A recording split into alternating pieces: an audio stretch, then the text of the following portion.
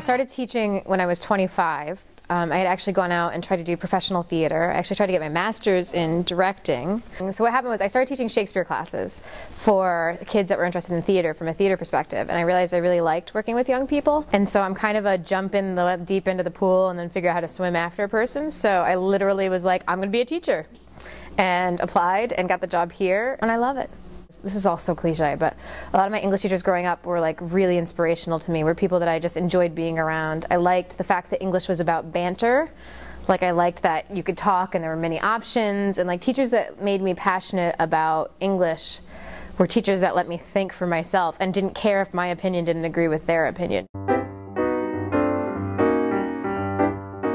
So Our Town is by Thornton Wilder. It's one of my favorite pieces of theater ever.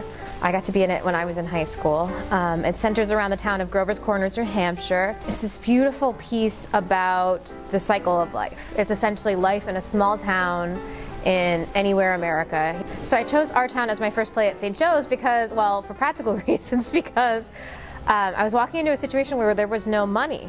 And Our Town doesn't require a set. It's in modern English, so I thought it was a better choice than Shakespeare, and I knew we could do it if we had literally like 2 chairs. I could have pulled it off.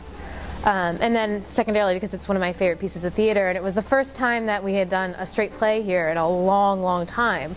So I wanted to start with something that was really like groundbreaking, that would make people step back and kind of go, wow, you know, this is what theater really is. Memorable experiences during Our Town here at St. Joe's. I just have this distinctive memory of Michael Adato in a spotlight, just, I mean, I weep about it when I think about it even now, just being so profound and brilliant and brilliant and brilliant in that role of the stage manager who's sort of the guy that knows everything and yet gently tells you about everything. I don't know. He was amazing. Our Town is probably my most heart-centered play that we've done. Godspell was one of the proudest things that I've done since we've been here, because it just felt like we were like, I don't know, it just felt like it was against all odds when we did a musical. I don't know how to explain it. Ernest was probably, believe it or not, even more than Shakespeare, the most challenging thing that we've ever done here. Once Upon a Mattress was the most fun. Like, it was just bubbly and silly and goofy, and we all laughed a lot. It was just fun.